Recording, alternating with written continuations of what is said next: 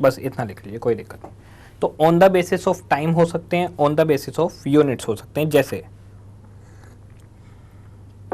मैं variable overhead से समझा देता हूँ ये आपको। जैसे आप इस तरह से समझ सकते हैं, एक मोबाइल बनाने का खर्चा 10,000, 2 मोबाइल बनाने का खर्चा 20,000, 3 मोबाइल बनाने का खर्चा 30,000। ये यूनिट से रिलेटेड खर्चा है। ओके, पंखा चल रहा है, मान लो मेरे सर पे पंखा चल रहा है या एसी चल रहा है मेरे सामने, तो बताइए इसका खर्चा कैसे होता है, यूनिट बनने पर या टाइम से? 1 घंटे में इतनी लाइट लगेगी तो 2 घंटे में उससे डबल, 3 घंटे में उससे अलग। यानी खर्चा टाइम से रिलेटेड भी हो सकता है कि 1 घंटे का इतना तो 2 घंटे का कितना।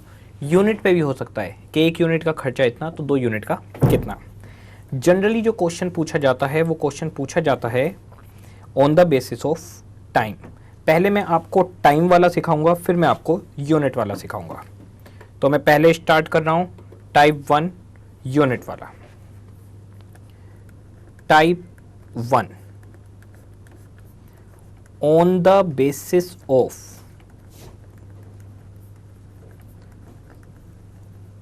आवर्स। इसमें मैं सबसे पहले आपके पास ले रहा हूं variable overhead. Variable overhead cost variance. Cost कई लोग लगाते हैं, कई लोग नहीं लगाते, कई लोग सिर्फ लिख देते हैं वेरिएबल ओवरहेड वेरिएंस, तो दोनों ही ठीक हैं। इसको आप 2 पार्ट में क्लासिफाई कर सकते हैं। पहला पार्ट है आपके पास एफिशिएंसी और दूसरा पार्ट है आपके पास एक्सपेंडिचर या बजट।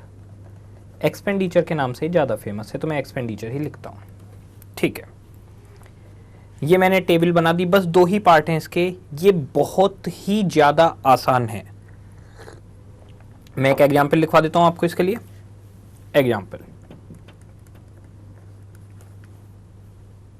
क्वेश्चन के अंदर आपके पास डिटेल इस तरीके से दी जाएगी। क्वेश्चन एक तो देगा आपको बजट और दूसरा देगा एक्चुअल। ठीक है, वो इस तरीके से आपको बताएगा जैसे यूनिट्स बताएगा कि यूनिट्स कितनी बनी, यूनिट्स या आउटपुट